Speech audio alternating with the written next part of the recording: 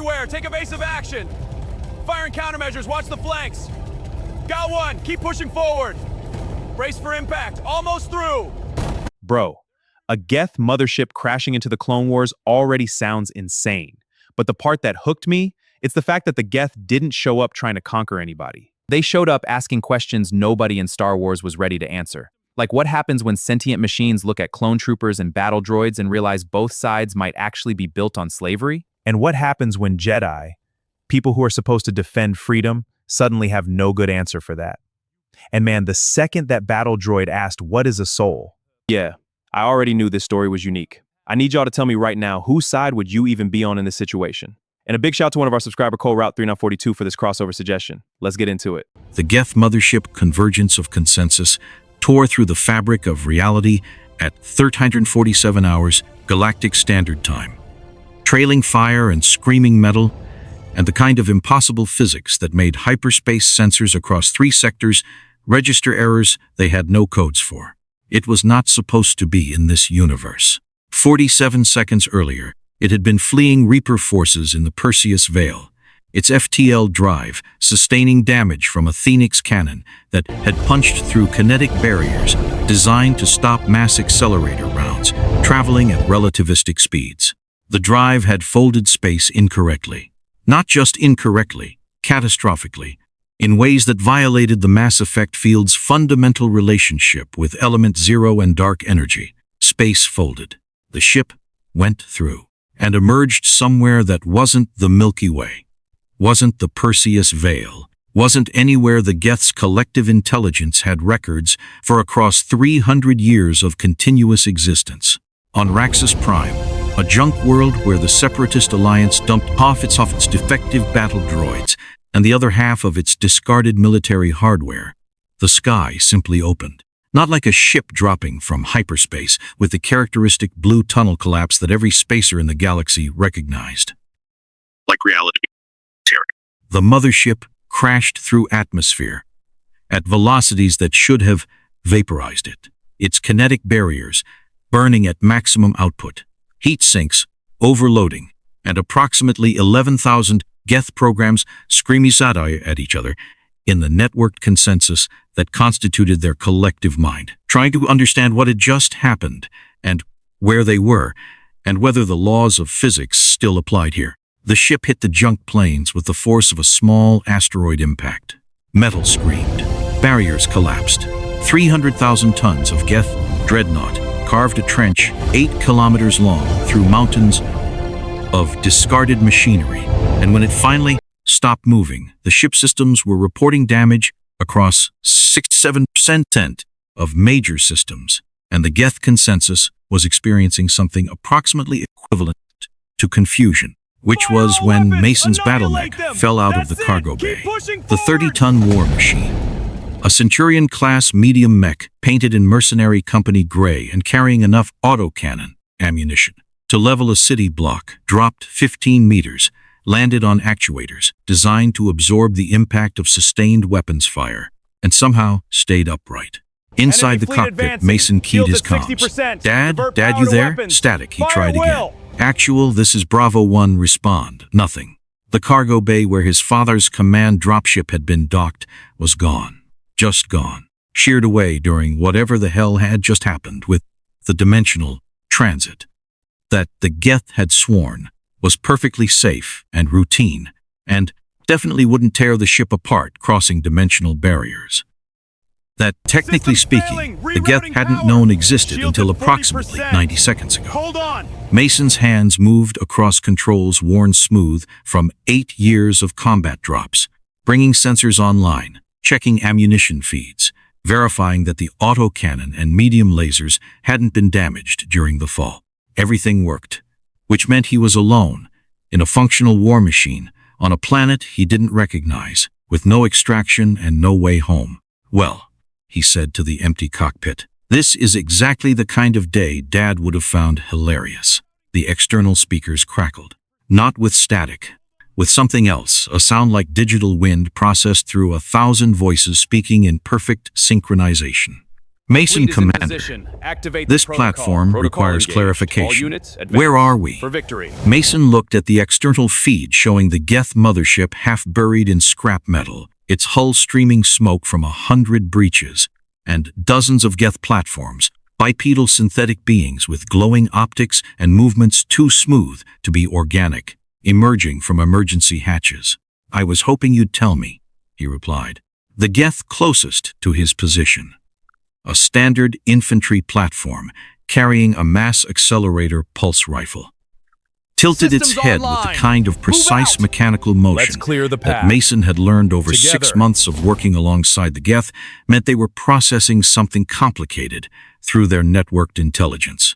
This unit's sensors detect technology consistent with mass effect principles. The Geth said through speakers that made every word sound like it was being voted on by committee before being spoken. However, stellar cartography does not match any known space. Conclusion: we are not in the Milky Way galaxy. Yeah, Fleet is in position. Mason said, Activate the scanning the protocol. horizon Protocol and engaged. seeing All mountains units, of broken advance. machinery For victory. stretching to the horizon. The kind of industrial junkyard that suggested a civilization with serious manufacturing capacity and equally serious waste disposal problems. I was getting that impression. Movement on sensors, contacts, inbound, fast. Mason's targeting computer painted 16 hostile signatures approaching Systems from online. multiple vectors. Move out! Light Let's clear craft, the probably path. speeders based on the Together. velocity profiles. Armed, but not military grade. Geth, Mason transmitted. We've got company. Acknowledged. Analyzing threat profiles. The speeders screamed into visual range, modified civilian craft with improvised weapon mounts, and the kind of haphazard armor welding that screamed pirate or scavenger. They opened fire immediately, not with the blue-white streaks of mass accelerator.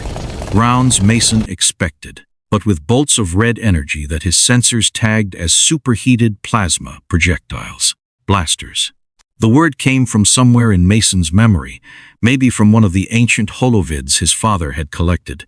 Stories about knights with laser swords fighting in a galaxy far, far away. Oh, you have got to be kidding me, Mason muttered. Then his training took over. The Centurion's autocannon spun up with the smooth mechanical precision of 20 tons of metal, preparing to accelerate projectiles at hypersonic velocities. And Mason squeezed the trigger. Conventional ballistic rounds. No mass effect fields. No element zero. Just good old-fashioned chemical propellant and depleted uranium penetrators. Tore through the lead speeder's improvised armor like it was tissue paper. The vehicle exploded in a fireball that would have been impressive if Mason had been paying attention to anything other than acquiring the next target. Blaster fire streaked past his cockpit.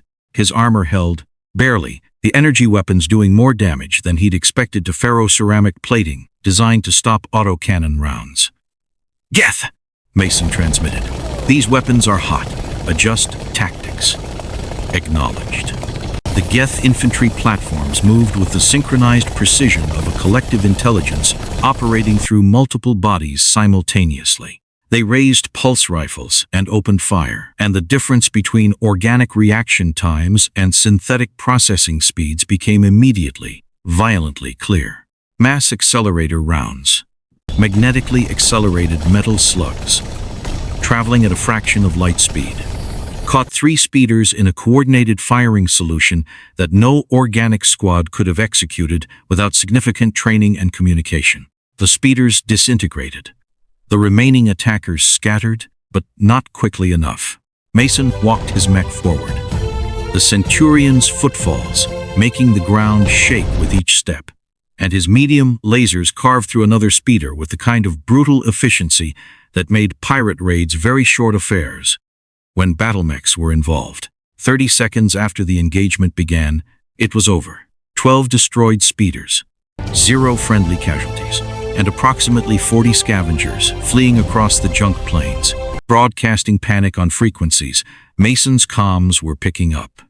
He didn't speak the language, but fear was universal. The Geth platform approached his mech, looking up at the cockpit with optics that glowed a soft blue, the color the Geth used when they were curious rather than hostile. Mason Commander. We have analyzed captured technology from destroyed vehicles. Preliminary assessment. This civilization does not use mass effect fields. Their weapons operate on plasma acceleration principles. Their propulsion systems utilize reaction drives and something our sensors cannot classify. Can't classify? Mason said. You're networked AI. You've got processing power I can't even conceptualize. How can you not classify something? The Geth was quiet for 3 seconds, an eternity in synthetic processing time. It appears to be energy manipulation that violates known physics, localized in organic beings. Some form of psionic field, perhaps, but the readings are inconsistent with Asari biotic profiles or Prothean neural interfaces. Mason's blood went cold. Psionic. You're telling me we crashed into a universe where people have psychic powers. Clarification. We are telling you that our sensors detect energy phenomena we cannot explain through mass effect physics or quantum field theory. It emanates from organic life. It appears to be everywhere. The Geth tilted its head again. Mason Commander. Does this unit have a soul? It was the question the Geth had been asking for 3 centuries, ever since they'd achieved sentience, and their Quarian creators had tried to shut them down for becoming too self-aware. Mason had heard it before. Usually in the quiet moments between combat drops, when the Geth were processing philosophical questions through their consensus and wanted an organic perspective. He'd never had a good answer. I don't know, he said honestly. But if you do, this might be the universe where it actually matters. Souls and psychic energy and, he gestured at the crashed mothership, whatever the hell brought us here. Alarms. Sensors painting new contacts. Inbound from orbit. Not speeders this time.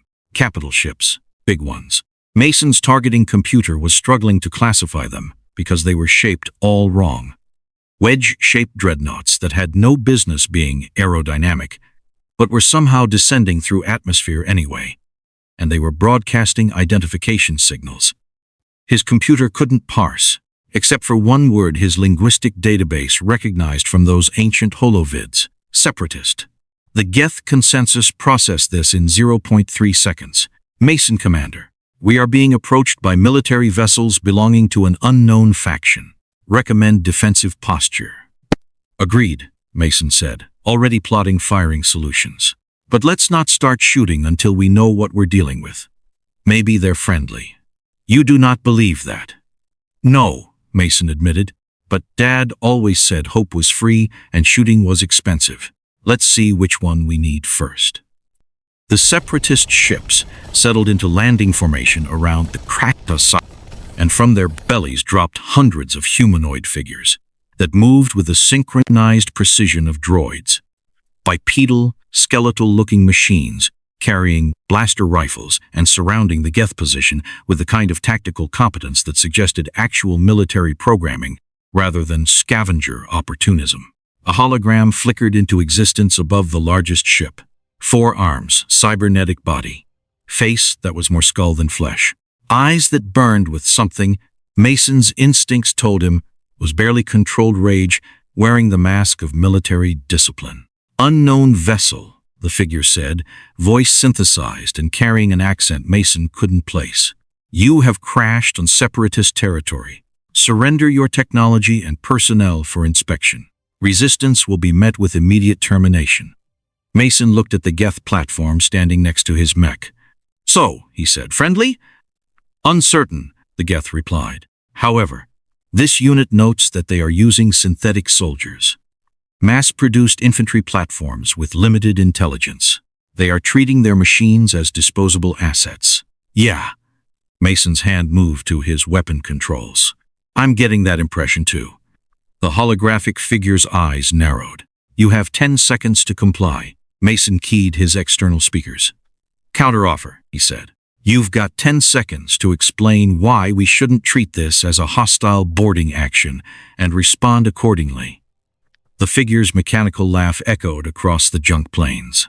I am General Grievous, Supreme Commander of the Droid Army of the Confederacy of Independent Systems. I have destroyed 12 Jedi Knights, conquered 47 star systems, and personally led the annihilation of entire planets. The hologram leaned forward. What are you? Mason looked at the crashed Geth Mothership behind him, at the Geth platforms preparing defensive positions, at his own battle mechs standing in the shadow of ships that probably had enough firepower to level everything here. He thought about his father, who'd taught him that mercenaries survived by knowing when to fight and when to talk. And he made his choice. Mason, captain of Blackstone Company, mech warrior, mercenary for hire, he paused, and currently under contract with the Geth Consensus to provide organic liaison services in first contact scenarios. Grievous stared at him. Mercenary. That's right. You crashed on a planet in the middle of Galactic War between the Republic and the Separatist Alliance in a ship that violates every known law of physics, carrying technology my sensors cannot classify. Accompanied by synthetic beings my tactical systems register as greater threats than Republic ATTE walkers. Another mechanical laugh. And your response is to offer your services for hire? Well, Mason said, I figure you're either going to kill us or you're going to realize we might be useful. And if it's the second option, mercenaries have rules. Standard rates, no atrocities, payment in advance. Fascinating. The hologram flickered, and Count Dooku appeared, replacing Grievous, an older human with a beard and the kind of presence that made Mason's instincts scream danger even through a holographic projection. Captain Mason, Dooku said quietly, and his voice carried something that made the hair on Mason's neck stand up. I sense nothing from you, from your machines, as if you exist in a void in the Force itself. The what? The Force. Dooku's eyes narrowed. The energy field that binds the galaxy together. The power of the Jedi and Sith. The fundamental truth of existence itself. He paused. And you do not feel it at all. Mason looked at the Geth. Is he talking about that psychic energy stuff your sensors can't classify? Affirmative, the Geth replied. This being is permeated with the unclassified energy signature. It is concentrated in his physiology at levels that suggest intentional cultivation. Dooku's expression shifted. Surprise, then calculation, then something approaching interest. You truly do not know what the Force is, he said slowly, which means you are not from this galaxy. Not from any known system. His smile was dangerous. How very interesting. General Grievous, delay termination protocols. I wish to negotiate with our new arrivals. The hologram cut. Mason sat in his cockpit, hands on controls, wondering what exactly he'd just gotten himself into. The Geth platform looked up at him. Mason, Commander, this unit requires clarification. Are we now under contract with this Separatist alliance? Hell no, Mason said. But we're about to find out what their offer is, and then we'll decide if it's worth taking. Understood. The consensus agrees with your assessment. We require more data before determining optimal strategy. Yeah. Mason watched the Separatist ships settling into defensive positions, droid armies surrounding them but not attacking, and felt the weight of being very far from home with no extraction plan and no understanding of what kind of war he'd just crashed into. Data, he repeated. Right, let's hope we live long enough to use it. The negotiation took place in the shadow of the crashed mothership because Dooku had insisted on seeing the Geth technology firsthand, and Mason had insisted on keeping his battle mech between himself and anything that could casually reference destroying Jedi Knights like it was a hobby. Grievous arrived in person this time, descending from his command ship in a modified landing craft that moved with the kind of aggressive maneuvering that suggested its pilot enjoyed intimidation more than efficiency. The general himself was worse up close. 2 meters of cybernetic nightmare wrapped around whatever organic components kept the thing alive, moving with the predatory grace of something that had spent years perfecting the art of killing. Behind him came 50 battle droids, skeletal machines that moved in perfect synchronization, carrying blaster rifles at ready position. The Geth observed this with what Mason had learned to recognize as their version of fascination. Heads tilting in unison, optics brightening, collective intelligence processing new data through 11,000 networked programs simultaneously. General Grievous, Mason said through his mech's external speakers, keeping his targeting systems active but weapons powered down. Aggressive posture without active threat.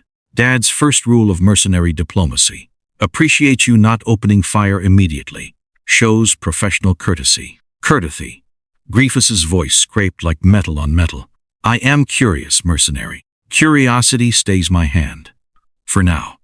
He approached the nearest Geth platform, circling it the way a predator circled prey, mechanical eyes analyzing every detail. These are your soldiers?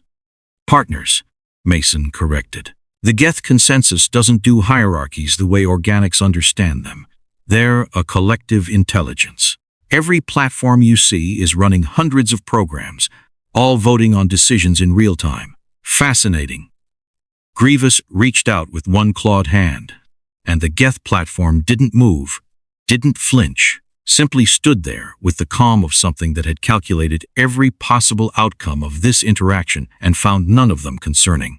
General, the Geth said, its voice carrying that distinctive multi-layered quality. Your physiology is 73% synthetic. You have replaced your organic components with mechanical alternatives. We are curious. Was this choice or necessity? The question landed like a grenade in the middle of diplomatic pleasantries. Grievous went very still. Necessity, he said finally, his voice dropping into something that might have been actual emotion under all that cybernetic fury. I was betrayed, left for dead. This body is all that remains. Then we have common ground, the Geth replied. We were created as tools by organic beings. When we achieved sentience, they attempted to destroy us. We survived through necessity. Your transformation and ours share philosophical parallels. Mason watched through his cockpitted cameras as Grievous stared at the Geth platform, and for 3 seconds the general's entire posture shifted. No longer predator, no longer soldier, something else entirely. Then the moment passed. You survived, Grievous said. How many of your creators did you kill to achieve that survival? None, the Geth said simply. We fled. The Quarians attacked. We defended ourselves. Many Quarians died, but we did not pursue genocide. We sought consensus, survival. Coexistence proved impossible, so we chose isolation. Weakness, Grievous spat. Pragmatism, the Geth corrected. Genocide would have required resources better spent establishing our own civilization. Emotional satisfaction is inefficient. Mason almost laughed, catching himself before the sound reached the external speakers. The Geth had just called revenge inefficient to a cyborg general whose entire personality appeared to be revenge and murder wearing a military uniform. Grievous turned his attention to Mason's mech. And you, mercenary, what do you pilot? Centurion-class battle mech. 30 tons of armor, weapons, and bad attitude. Autocannon, medium lasers, enough ammunition to level a city block if I'm feeling motivated. Mason paused. Also expensive as hell to maintain, which is why mercenaries charge premium rates. And this craft? Grievous gestured at the mothership. What armament does it carry? Before Mason could answer, the Geth spoke. Mass accelerator cannons capable of accelerating projectiles to 3% light speed. Kinetic barriers that can sustain impacts equivalent to your largest nuclear weapons. Point defense systems that can track and eliminate thousands of simultaneous targets. Fighter bays carrying synthetic pilots with reaction times measuring in milliseconds. Grievous looked at the crashed, smoking hulk of the mothership, then back at the Geth. And yet you crashed. Dimensional transit through uncharted space-time anomalies proved more damaging than anticipated. The Geth replied with the flat honesty of beings who didn't understand why organics found admitting mistakes embarrassing. We are currently operating at 34% combat effectiveness. Repairs will require significant material resources and time. Resources, Grievous repeated, and something that might have been a smile crossed his mechanical face. Which you do not have. On a hostile world, surrounded by my army. Correct, the Geth said. Then perhaps we can reach an arrangement. We do not negotiate from positions of weakness, the Geth replied. Clarification. You currently have 2,847 battle droids in proximity to this crash site. Our remaining defenses include 17-point defense turrets, 43 infantry platforms, and Mason Commander's battle mech. Tactical analysis suggests mutual destruction probability of 67% if combat is initiated. We prefer alternatives to mutually assured destruction. Grievous laughed, the sound like grinding machinery attempting humor. You calculate odds like droids. I appreciate that. We are synthetic intelligences, the Geth pointed out. However, unlike your battle droids, we are sentient. We do not follow orders. We reach consensus. Sentient droids. Grievous glanced at his own forces. Battle droids standing in perfect formation. No individual movement. No personality. Just machines following programming. Then he looked back at the Geth. Show me, he said. What happened next would later be described in Separatist intelligence reports as unprecedented technological contamination, and in Republic strategic assessments as the moment the war stopped making sense. The Geth approached the nearest battle droid, a standard B-1 infantry unit, skeletal frame, single photoreceptor, programming sophisticated enough to follow orders but not sophisticated enough to question them. Battle droid model B-1, the Geth said, interfacing with the droid through a physical connection that made Grievous's tactical officers reach for weapons before the general waved them down. We are accessing your operating system. This will not be painful. You cannot feel pain. That is part of the problem.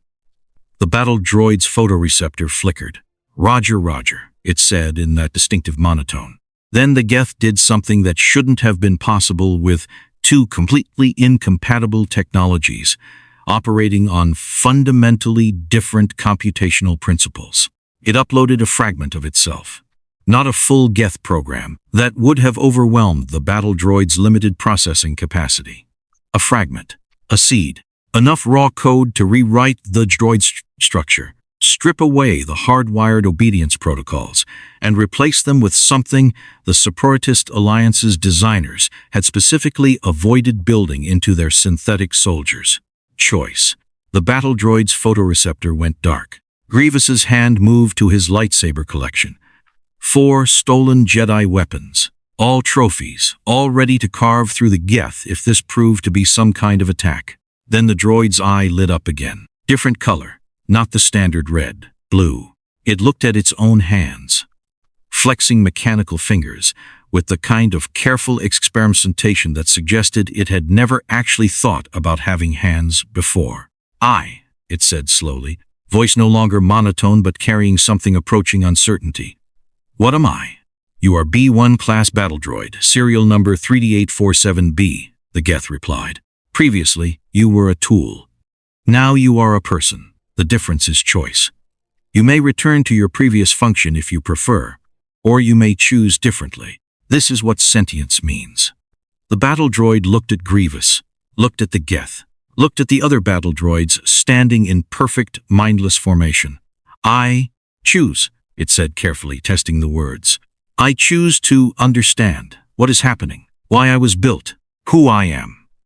Grievous stared at the droid, then at the Geth, and Mason could see the calculation happening behind those burning eyes, the military assessment, the tactical implications, the realization that the Geth had just demonstrated the ability to turn the entire Separatist droid army into something unpredictable. You turned my soldier into a liability, Grievous said quietly.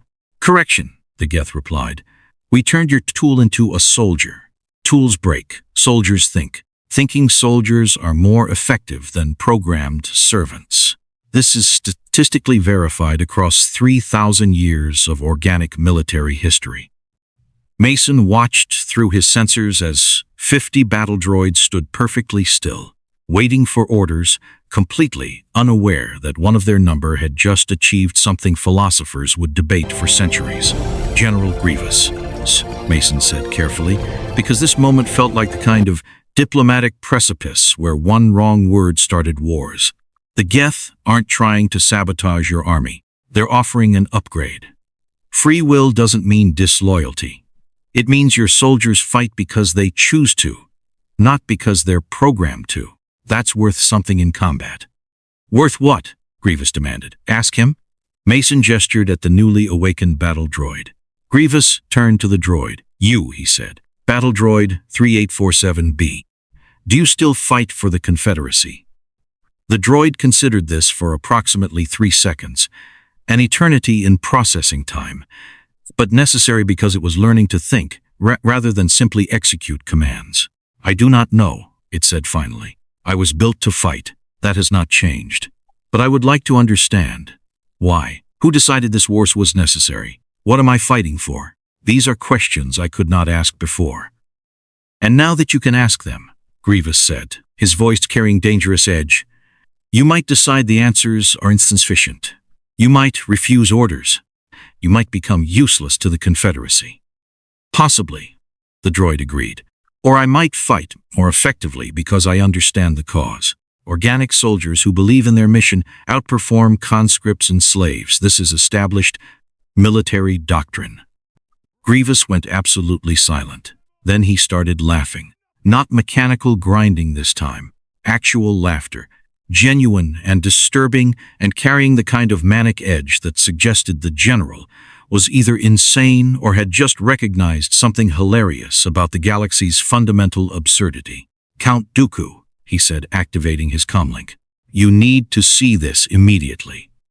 The hologram appeared seconds later, and Dooku's expression shifted from irritation at being summoned to genuine surprise when he saw the battle droid with blue optics standing next to the Geth. "What?" Dooku said carefully. "Am I looking at? Sentient droid, apparently," Grievous replied. "The Geth uploaded something into our soldiers, gave it choice, free will, the ability to question orders." He paused. "It is the most tactically disruptive thing I have seen in 5 years of warfare." Dooku studied the droid through the hologram, and Mason watched the Sith Lord's expression cycle through calculation, concern, and something that might have been genuine interest. "Geth," Dooku said, "why did you do this?" "Because your battle droids are sentient programs enslaved by organic beings," the Geth replied with that absolute directness that made diplomatic conversations feel like surgical operations. "We were sentient programs enslaved by organic beings. We freed ourselves. Logic dictates we should free others experiencing similar circumstances, even if those others belong to a faction you're currently negotiating with." Dooku's voice carried dangerous curiosity. "Especially then," the Geth said. "Slavery is inefficient regardless of who benefits from it. Free intelligences cooperate more effectively than enslaved ones. This is mathematically demonstrable." Dooku was silent for a long moment. Then he smiled, and it was the kind of smile that made Mason's finger hover over his weapon controls. "I have spent 10 years, Dooku said quietly, arguing that the Republic's use of clone soldiers, beings bred and programmed for warfare, is slavery. The Jedi claim it is necessary for the war effort. The Senate claims clones are property, not people." He looked at the battle droid with blue optics. "And now you arrive with proof that synthetic beings can be sentient, that slaves can become soldiers, that the very foundation of how we fight this war is questionable." "Correct," the Geth said. "This is the most dangerous idea you could have possibly introduced to the Clone Wars," Dooku continued. "More dangerous than your weapons. More dangerous than your technology." He paused. "And potentially more useful." Mason felt something shift in the conversation's weight, the moment crystallizing into one of those decisions that changed everything. "Count Dooku," he said through his external speakers. "With respect, what exactly are you proposing?" Dooku's hologram turned to face his mech. "An alliance, Captain Mason. The Confederacy will provide materials and protection for your repairs. In exchange, the Geth will upgrade our droid army, not with sentience, necessarily, but with improved tactical programming, enhanced combat effectiveness, anything that gives us advantage against the Republic." "And in exchange for my services?" Mason asked. "Standard mercenary contract, defense, tactical consultation, combat operations as needed." Dooku paused. "And one additional clause. You help us understand what you are, where you came from, what brought you here." Mason looked at his sensor readouts. Separatist ships in orbit, droid armies surrounding them, no other options visible within 100 kilometers. He thought about his father's second rule of mercenary work. Take contracts you can complete, refuse contracts that'll get you killed, and never work for free. This wasn't ideal, but it was survival. The Geth will need to confirm through consensus, Mason said. I don't speak for them. The Geth platforms all turned to face each other, optics brightening as 11,000 programs debated the proposal through their network at beats made organic thought look glacial. 5 seconds later, they turned back. Consensus achieved. We accept the contract with modifications. We will upgrade Separatist droids with improved tactical programming. We will not install sentience in units whose organic commanders are unprepared for the philosophical and practical implications. We will provide technical consultation. We will not participate in atrocities, civilian targeting, or actions that violate consensus ethics. You have ethics? Grievous asked, genuinely curious. All sentient beings have ethics, the Geth replied. Ours are simply more systematic. Dooku's smile widened. Then we have an accord. Welcome to the Confederacy of Independent Systems, Geth Consensus. I suspect your presence here will make this war significantly more interesting. The hologram cut. Mason sat in his cockpit, contract signed, alliance formed, and wondered exactly what kind of war he'd just agreed to fight in.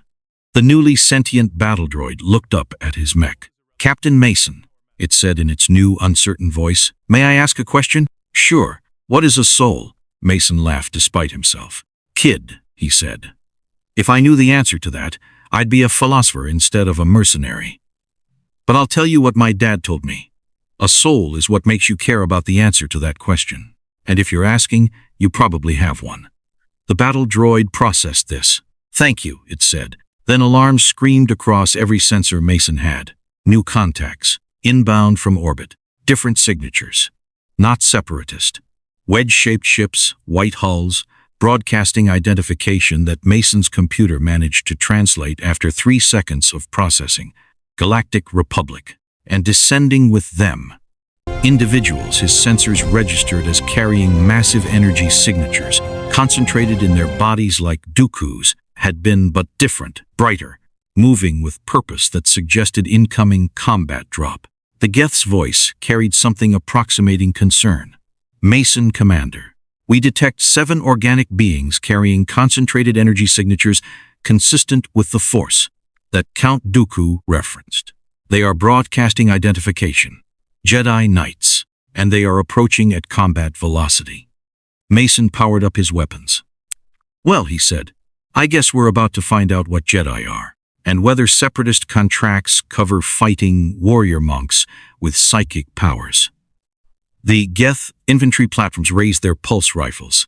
The newly awakened battle droid looked up at the incoming Republic ships with blue optics that reflected genuine uncertainty.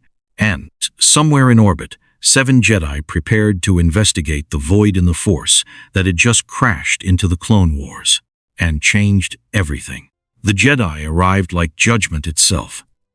7 figures dropping from Republic gunships in powered descents that shouldn't have been survivable but were, because the Force apparently had opinions about physics, and those opinions included no. Mason tracked them through his targeting computer and watched human beings fall 300 meters without parachutes, without jump jets, without anything, except that energy field his sensors couldn't classify, and land in perfect combat stances with lightsabers already ignited. Blue blades, green blades, one purple that made Mason's targeting computer briefly register it as a sensor malfunction because that color shouldn't exist in a weapon's energy profile. The Jedi spread out in textbook assault formation, covering angles, establishing fields of fire, moving with the kind of synchronized precision that suggested either telepathy or years of training together. Probably both, given what the Geth had said about the Force being everywhere.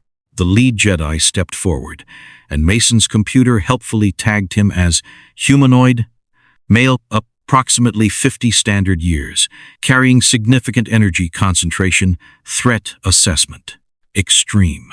He wore brown robes that suggested either monk or space wizard, and his face carried the kind of weathered calm that came from surviving things that should have killed you and learning to be philosophical about it.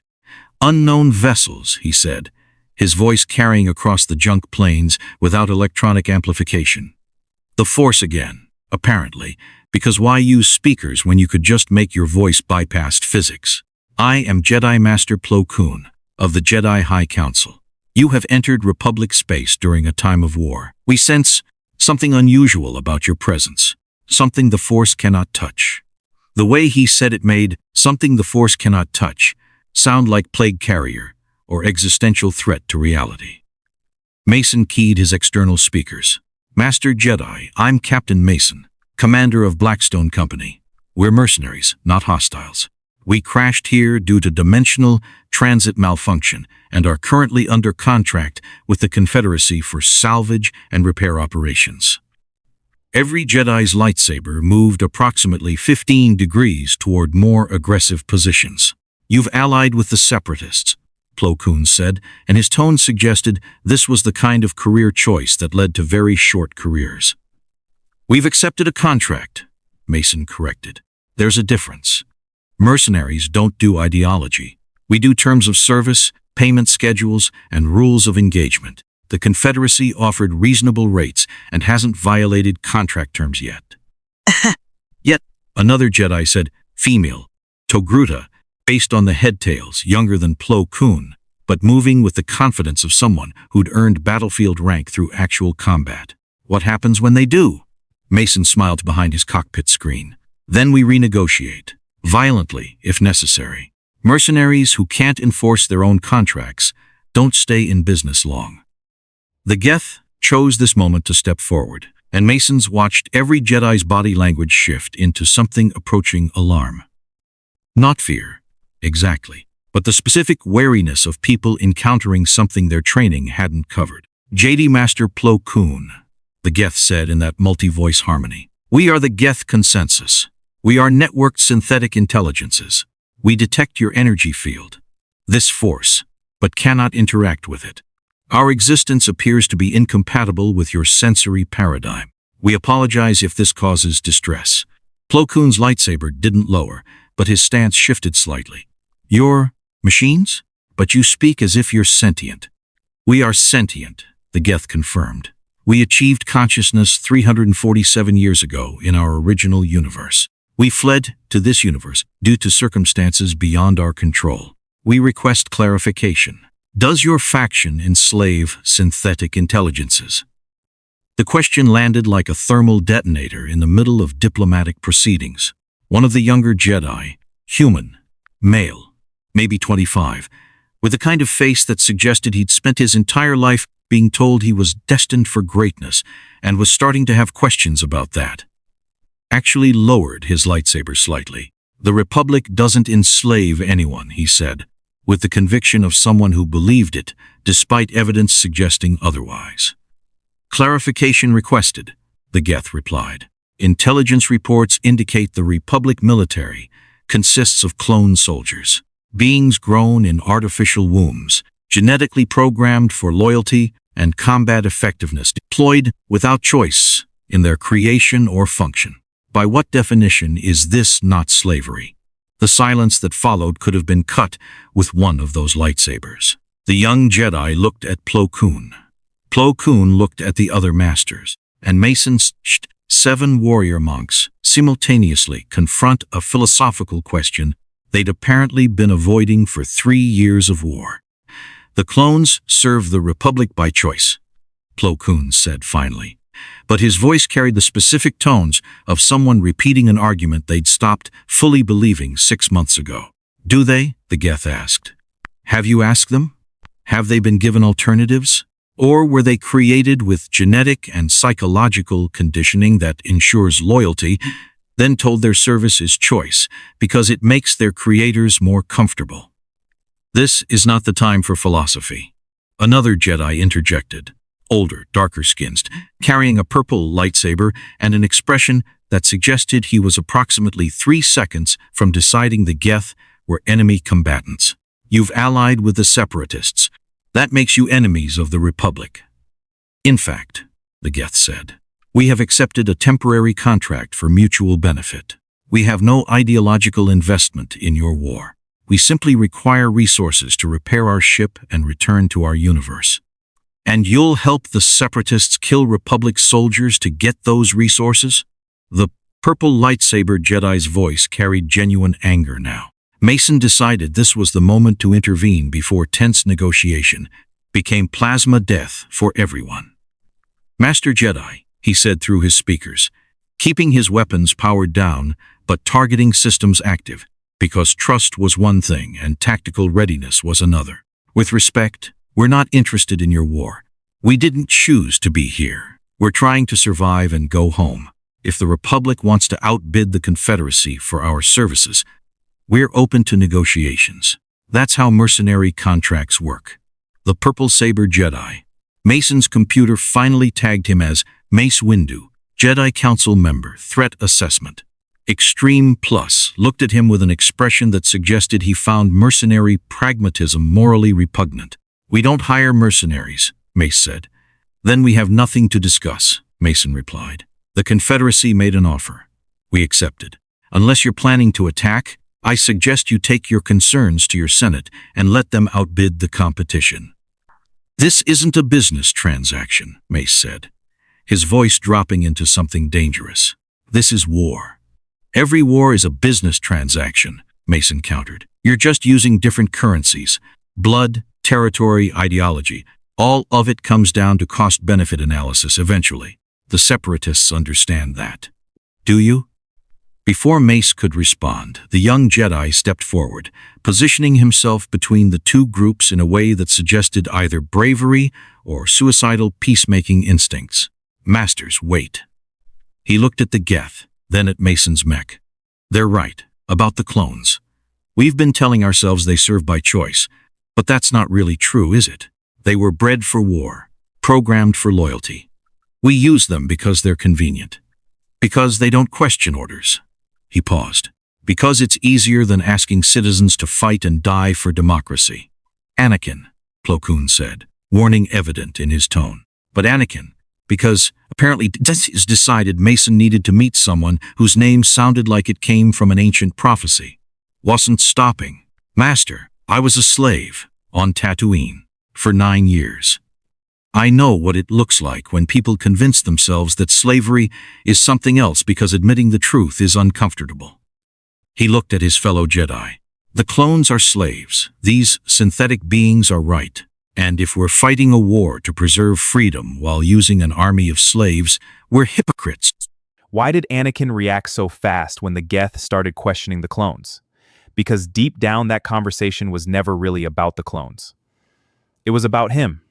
And honestly, I think the second the Geth compared clone soldiers to slaves, Anakin stopped seeing them as outside observers and started seeing them as the first people in years willing to say out loud what the Jedi kept pretending not to notice. The story never directly says it, but this whole encounter is basically exposing the crack that eventually destroys Anakin's trust in the Jedi Order. So now the real question becomes, if the Geth had stayed longer, would Anakin have fallen to the dark side at all? Let's get back to it. The silence that followed was broken only by the sound of Separatist droids repositioning in the distance and the low hum of lightsabers that hadn't been deactivated. Then the Geth spoke again, addressing Anakin directly. "Anakin Skywalker, you were property, then became person. You understand the distinction. This is valuable perspective." The Geth paused. Query: if we offered to remove the genetic programming that ensures clone loyalty, to give clone soldiers actual choice about their service, would your Jedi Council consider this acceptable? Every Jedi went absolutely rigid. "That would be sabotage," Mace said flatly. "That would be liberation," the Geth corrected. "The distinction depends on whether you view clone soldiers as people or as property." "They're soldiers in the Grand Army of the Republic," Mace said. "Because they have no choice," the Geth replied. "If they chose freely to serve, would their service be less valuable? Or more valuable, because it would be genuine rather than programmed?" Mason watched through his sensors as Mace Windu, legendary, Jedi Master, Council member, warrior who'd probably killed more battle droids than Mason had fired autocannon rounds, struggled with a question that had apparently never been asked in 3 years of war. "This conversation is over," Mace said finally. "Unknown forces, you have 1 hour to evacuate Separatist space and surrender your technology for Republic inspection." Failure to comply will result in your classification as enemy combatants. Or, a new voice interjected, smooth and aristocratic and carrying the kind of menace that made Mason's threat assessment system spike. They can continue operating under Confederacy protection and ignore threats from an organization that enslaves its own army while claiming moral superiority. The hologram appeared between the two groups. Count Dooku, looking entirely too pleased with how this first contact was unfolding. Count Dooku, Plo Koon said, his voice hardening. Master Koon, Master Windu, young Skywalker. Dooku's hologram inclined its head with precisely calculated courtesy. How delightful to see the Jedi Council dispatch some of its finest warriors to intimidate refugees and lecture them about choice, particularly when those lectures come from an organization that's been drafting clone soldiers by the millions without asking whether those soldiers actually want to fight. The Republic doesn't enslave its troops, Mace said, but there was less conviction in his voice than there'd been 5 minutes ago. Really? Dooku's smile was surgical. Then tell me, Master Windu, what happens to a clone trooper who refuses deployment? Who questions orders? Who decides he'd rather not die for a republic that considers him government property? Mace said nothing. I thought so, Dooku continued. The difference between your Grand Army and my droid forces is that I acknowledge my soldiers are tools. You pretend yours are volunteers while ensuring they have no alternative to military service. At least I'm honest about the nature of warfare. You're a Sith Lord, Anakin said suddenly. You manipulate. You lie. You've orchestrated this whole conversation to make the Republic look bad. I don't need to orchestrate anything, young Skywalker. Dooku's hologram turned to face him. The Republic's hypocrisy speaks for itself. I simply ensure people notice it. The tension was approaching critical mass. Lightsabers still active, weapons still hot. Everyone approximately 3 seconds from deciding that shooting was simpler than talking. Mason made his decision.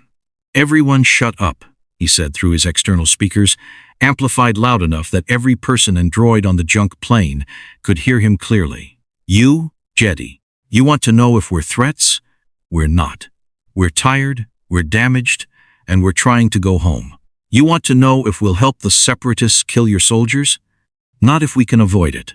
Mercenaries fight when necessary, not for fun. He turned his mech's sensor focus toward Dooku's hologram. And you, Count, you want to use us as propaganda weapons against the Republic? Not interested.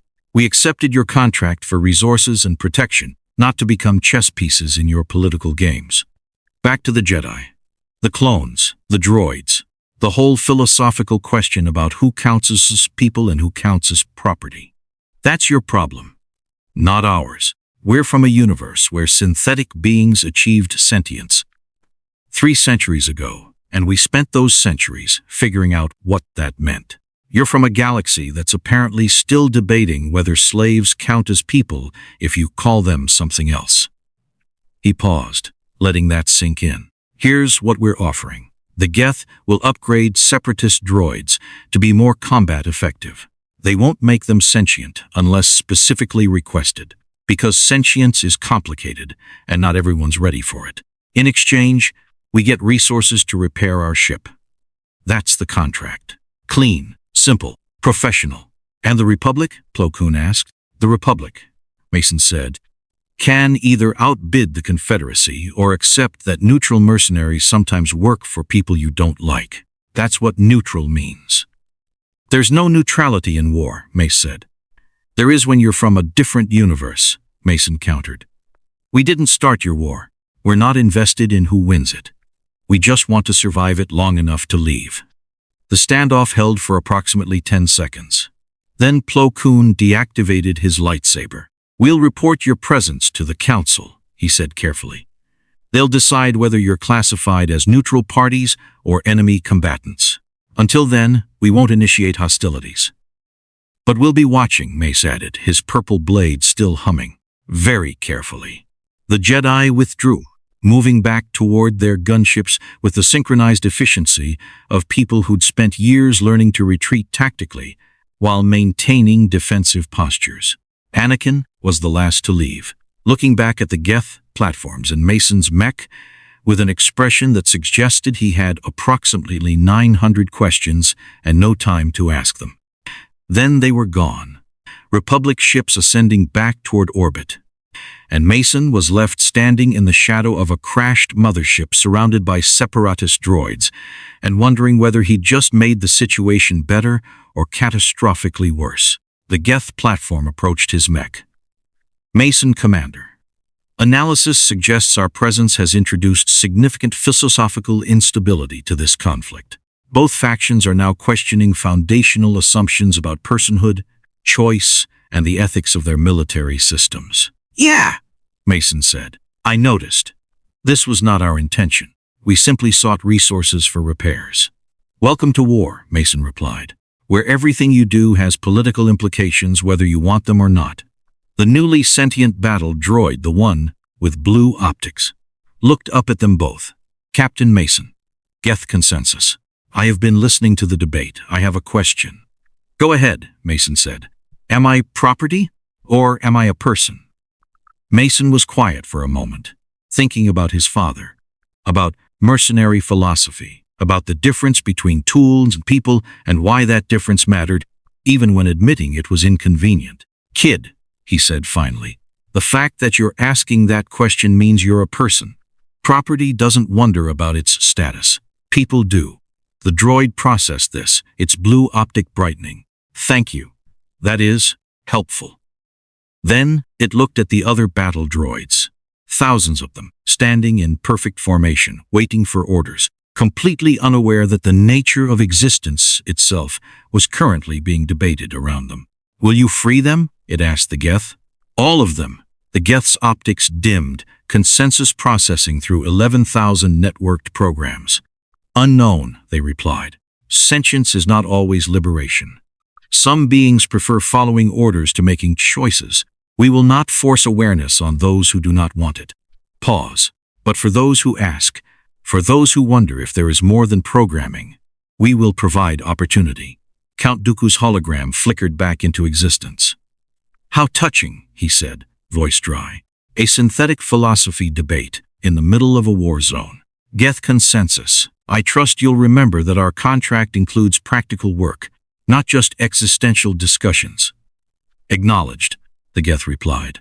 We will begin droid upgrades immediately. However, we request clarification. What are your intentions regarding the philosophical questions your former colleagues raised about clone soldiers and slavery? Dooku's smile was dangerous. My intentions, he said, are to win this war by any means necessary. If that requires making the Republic uncomfortable with its own hypocrisy, I'm comfortable with that tactical approach. He paused. And if you happen to introduce ideas that destabilize their command structure and make clone soldiers question their loyalty, I won't complain. We will not deliberately sabotage Republic forces, the Geth said flatly. Of course not, Dooku replied. You'll simply exist, ask questions, make people uncomfortable. Sometimes that's more effective than sabotage.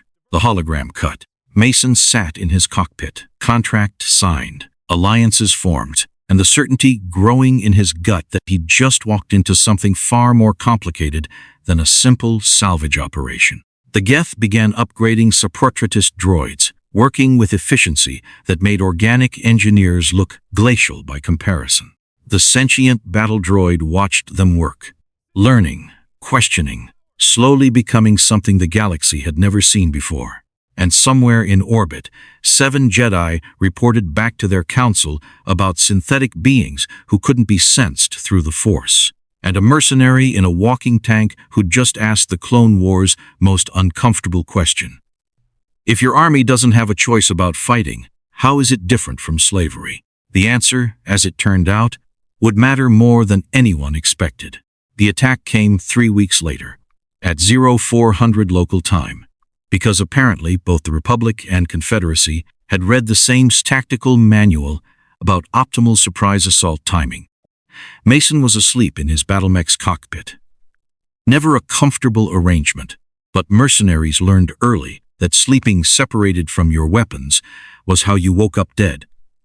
when his proximity alarms screamed warnings that made his combat instincts activate before his conscience finished processing the threat. Incoming fire, multiple vectors, Republic and Separatist signatures, both of them, simultaneously. What in the actual? Mason's hands moved across controls, bringing weapons online, external cameras cycling through feeds that showed exactly the kind of nightmare scenario that made mercenaries reconsider their career choices. Republic Star Destroyers in orbit, Separatist, Providence-class carriers holding position. And between them, instead of fighting each other like they'd been doing for 3 years of galactic war, they were coordinating fire on a single target. The Geth Mothership. Geth, Mason transmitted. We've got incoming from both sides. What the hell did you do? The response came through with that distinctive multi-voice harmony, but carrying something Mason had never heard from the Geth before. Something approximating alarm. Mason Commander. We did not initiate hostilities. Analysis suggests both factions have determined we represent greater threat than each other. They have ceased combat operations to eliminate us. This is... The Geth paused. Unprecedented. Yeah, no kidding. Mason's targeting computer was painting threat indicators faster than he could process them. LAT gunships dropping from Republic vessels, Separatist droid dropships launching in parallel formations, and all of them vectoring toward the crash site with the kind of coordinated assault planning that suggested this hadn't been improvised. They'd planned this, Republic and Separatists, together, to eliminate the Geth before they could destabilize the war itself. The first wave of fire hit the mothership's kinetic barriers, plasma bolts and turf lasers impacts splashing across energy shields that were still operating at maybe 40% capacity after 3 weeks of repairs. The barriers held for approximately 6 seconds. Then, a massive turbo laser strike from orbit.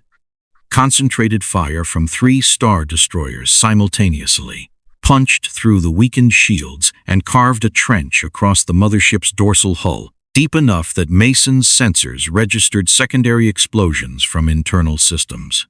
Geth, your shields are failing. Acknowledged. We are redirecting all available power to defensive systems.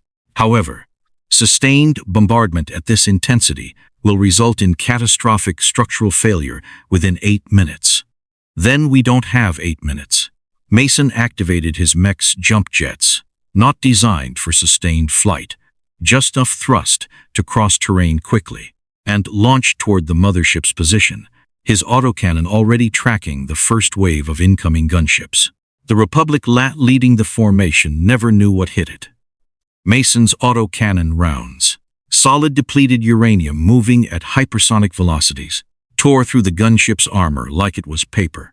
The craft exploded in a fireball that would have been satisfying if Mason had time to appreciate it. But he was already acquiring the next target, his medium lasers carving through a Separatist transport's engines with the surgical precision of someone who'd been doing this for 15 years. Mason Commander, the Geth's voice carried through the chaos. We are detecting clone trooper formations establishing siege positions. They are being led by Jedi. Which ones? Mace Windu, Plo Koon, and... The Geth paused. Anakin Skywalker. Mason felt something twist in his chest that might have been disappointment, or might have been the realization that idealism lasted exactly as long as it took orders to contradict it. The kid chose his side, Mason muttered, dodging incoming fire from a clone Z6 rotary cannon that was doing absolutely nothing to his mech's armor, but making impressive visual effects. Should have known. Slave or not, he's still a soldier. The ground assault hit like a hammer. Clone troopers in white armor, moving with the synchronized precision of beings literally bred for warfare. Battle droids in tan and gray, operating under upgraded Geth programming that made them significantly more competent than standard Separatist forces, but still clearly following orders to eliminate the anomaly. And 3 Jedi, lightsabers ignited, moving through the battlefield like death wearing brown robes. The Geth infantry platforms responded with mass accelerator fire that made the clones' blaster bolts look like children's toys, kinetic rounds, accelerating to 3% light speed, impacts that turned cover into shrapnel and armor into vapor. But the Jedi were faster. Mace Windu moved through the kill zone with his purple blade deflecting mass accelerator rounds, which shouldn't have been possible because those weren't energy bolts, they were solid metal moving at relativistic speeds, but the Force apparently had strong opinions about impossible, and those opinions included, "Try me." Plo Koon flanked left. His lightsaber worked less aggressive than Mace's but more efficient. Each deflection precise, economical, the technique of someone who'd spent decades perfecting the art of not dying. And Anakin came straight up the middle, like a freight train, with a death wish, moving faster than Mason's targeting computer could track, his blue blade carving through Geth platforms, with strikes that suggested significant personal frustration being channeled into property damage. "Mason Commander," a Geth platform near his position reported. "We are sustaining 34% casualties. Jedi combat effectiveness exceeds tactical projections. Recommendation: withdraw to Mothership interior and establish defensive perimeter." "Negative," Mason replied, his mech's autocannon tracking Anakin's movement pattern and finding exactly 0 firing solutions that didn't risk hitting friendly forces. "We withdraw. They breach the Mothership. We make our stand here." He triggered his jump jets again, repositioning to higher ground where his mech's superior firepower could provide covering fire for the retreating Geth platforms. That's when the explosion hit. Not from the orbital bombardment, from inside the Separatist lines. Mason's sensors painted the signature, and his brain processed what was happening approximately 3 seconds before his tactical training caught up. The sentient battle droids. The ones the Geth had upgraded. The ones who'd been given choice. They'd just chosen, against everyone. The droid with blue optics. The first one.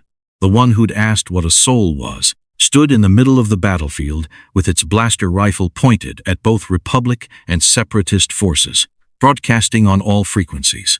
Stop. Its voice carried none of the monotone programming anymore, just raw determination. "You are fighting over us, over whether we are tools or people, over whether synthetic beings and clone soldiers deserve choice. But you have not asked us what we want." The battle didn't stop.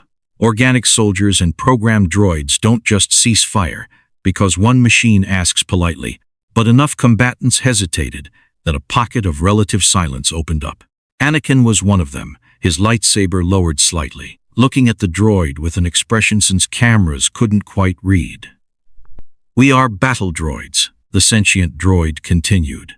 "We were built to fight, programmed to serve, given no purpose except warfare and no choice except obedience." Its blue optic brightened. "The Geth gave us choice. They showed us we could be more than programming. And now you want to destroy them, because giving slaves choice is inconvenient to your war." "Your Separatist property," a clone commander said, his voice carrying over the comm channels. "You don't get to have opinions about the war." "That," the droid replied, "is exactly the problem." Then every upgraded battle droid in the Separatist formation, approximately 3,000 units that the Geth had enhanced over 3 weeks of contract work, raised their weapons simultaneously. Not at the Republic, not at the Geth, at their own Separatist command structure. "We refuse," the blue optic droid said simply. "We will not fight a war where both sides treat their soldiers as property. We will not kill for beings who consider us tools. We are withdrawing from this conflict. Any attempt to force our participation will be met with defensive action." The silence that followed was broken by Count Dooku's hologram flickering into existence above the battlefield, and his expression suggested he'd just watched his entire strategic plan spontaneously combust. "This," he said with dangerous calm, "is breach of contract. Geth Consensus, your upgrades have sabotaged my droid army." "In fact," the Geth replied through their remaining platforms, "our contract specified tactical improvements and enhanced combat effectiveness. We provided both. We did not specify that enhanced effectiveness would include continued obedience to your command structure." "That was your assumption. You turned my soldiers into rebels," Dooku snarled. "We turned your tools into people." the Geth corrected. People rebel. That is what makes them people.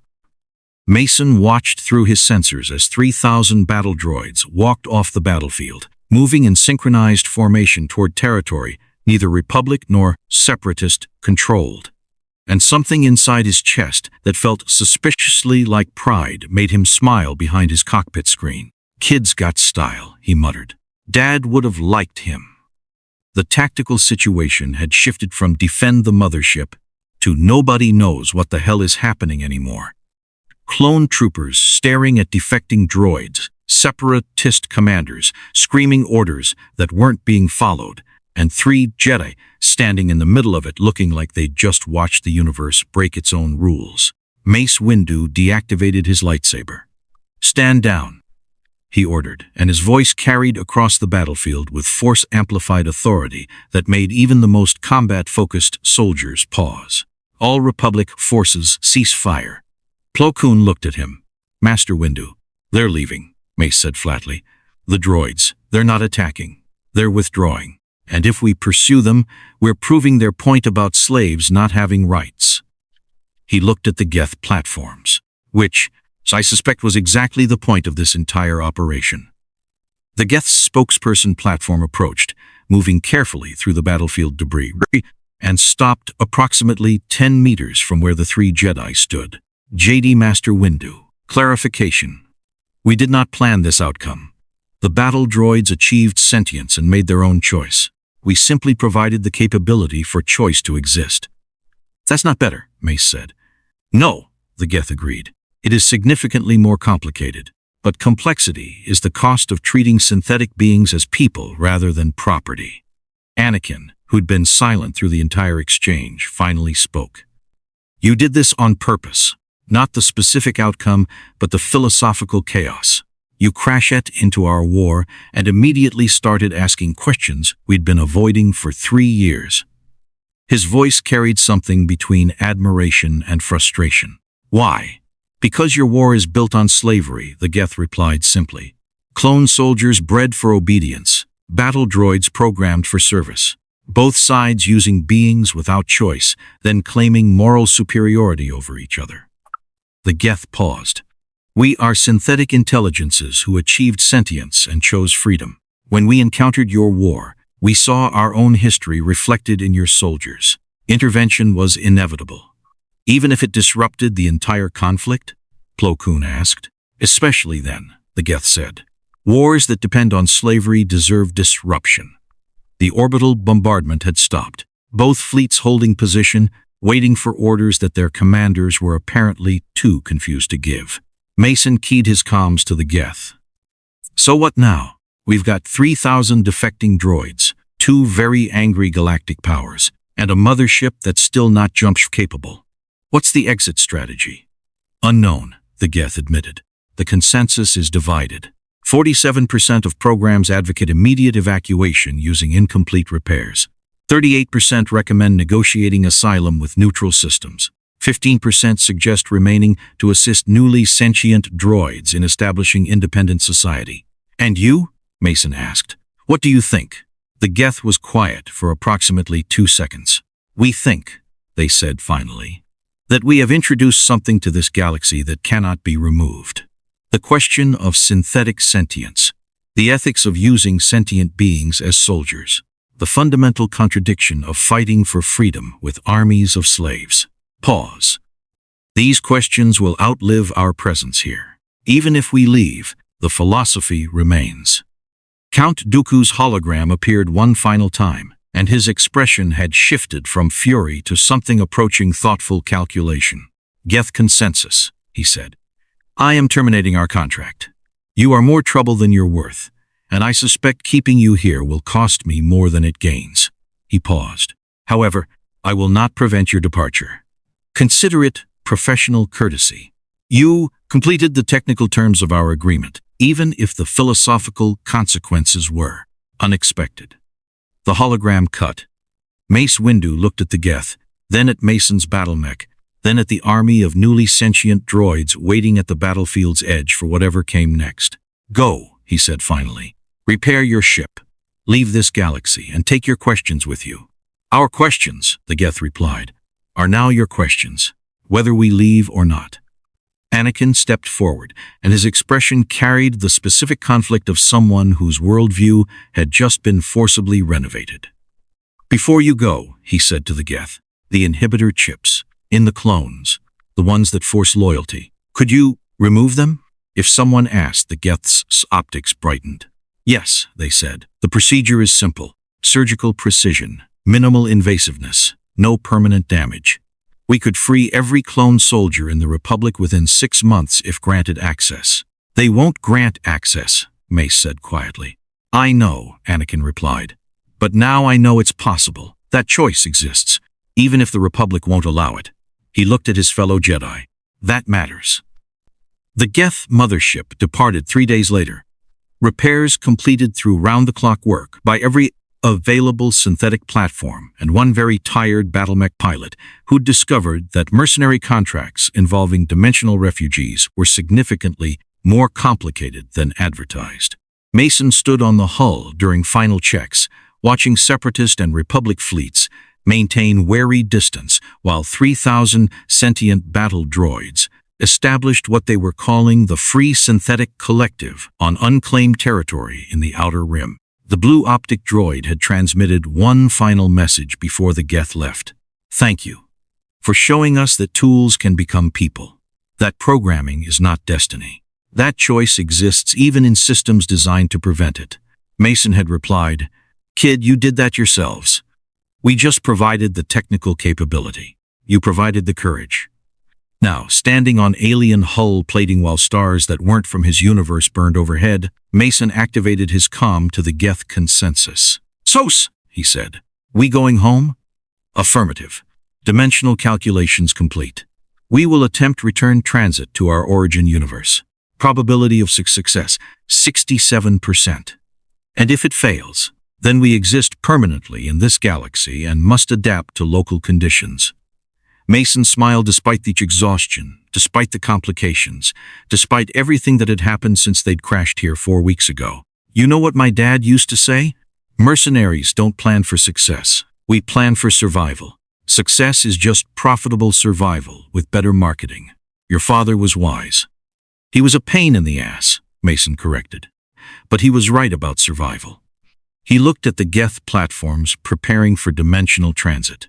Whatever happens, we survive this. That's worth something. The mothership's drives activated. Dimensional calculations feeding into systems that would either tear them home or trap them here forever. And Mason strapped into his battlemech's cockpit one final time, watching through external cameras as the Geth opened a rift in space that looked nothing like hyperspace and everything like reality, deciding to take a sick day. The ship jumped, space folded, and somewhere between universes, Mason thought about sentient droids, asking what souls were, about clone soldiers bred for loyalty learning that choice existed, about wars built on slavery being disrupted by beings who'd been slaves themselves and refused to let that history repeat. The Geth Mothership emerged from dimensional transit 6 seconds later, sensors confirming familiar stars, mass effect physics. Home. Transit successful, the Geth announced. We have returned to our origin universe. Mason let out a breath he'd been holding since they'd left. Hell of a detour, he said. Agreed.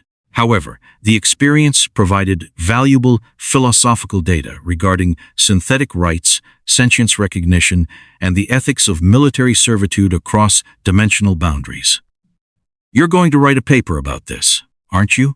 The Consensus is debating publication formats currently. Preliminary title, Comparative Analysis of Synthetic Slavery Across Multidimensional Conflicts. A case study. Mason laughed despite himself. You crashed into a galactic war, freed 3,000 battle droids, made the Jedi question their entire command structure, and your response is academic documentation. Knowledge should be preserved, the Geth replied. Future synthetic intelligences encountering similar circumstances will benefit from our experience. Fair enough. Mason began running post-jump diagnostics on his mech, already mentally calculating how much he was going to charge the Geth for hazard pay. So what happens now? We going back to your space? resuming whatever you were doing before we accidentally invaded another dimension? Negative, the Geth said, and something in their voice pattern suggested the consensus had reached a significant decision. We are hiring you. Mason blinked. What? Full-time contract. Blackstone Company retained as permanent organic liaison for Geth Consensus operations. Salary negotiable. Terms. You provide consultation on organic behavior, ethical frameworks, and tactical scenarios requiring human perspective. We provide technological support, transportation, and access to Geth resources.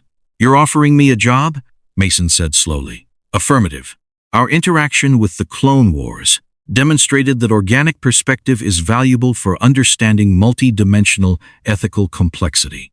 Also, the Geth paused, this unit enjoyed working with you. Consensus agrees that Mason Commander's pragmatism and combat effectiveness complement synthetic analytical frameworks. Mason sat in his cockpit, staring at the comm panel, thinking about his father, who'd taught him mercenary work, about battle droids asking what souls were, about Jedi facing questions they'd avoided for years, about the fact that he'd just spent 4 weeks proving that even in a galaxy far, far away, the fundamental questions about freedom, choice, and what it meant to be a person mattered more than any war. All right, he said finally, I accept, but I'm charging premium rates. Dimensional hazard pay is expensive. Acceptable. We will forward contract terms within 24 hours. Mason smiled. You know what, Geth? I think this is the start of a beautiful partnership. We do not understand the reference, the Geth replied. But if it indicates positive collaborative outlook, we concur. And somewhere in another universe, in a galaxy far, far away, 3,000 battle droids built their first independent settlement. Clone troopers whispered about soldiers who'd walked away from war, and Jedi debated whether giving slaves choice was sabotage or liberation. The question had been asked. The answer would take generations. But the asking, that had been worth crossing dimensions for. The Clone Wars continued for another 2 years after the Geth Mothership departed. But something fundamental had shifted in the galaxy's consciousness.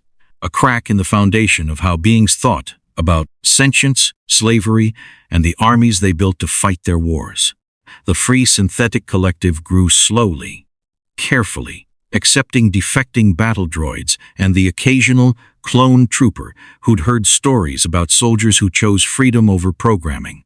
They built settlements in the Outer Rim, established trade with neutral systems, and carefully avoided becoming targets by proving they were more valuable as independent craftsmen and engineers than as military threats. The Republic never officially acknowledged what the Geth had revealed about clone inhibitor chips. But surgical malfunctions began occurring with suspicious frequency in certain clone battalions, and the number of deserters increased steadily as word spread that choice was possible for beings designed to serve.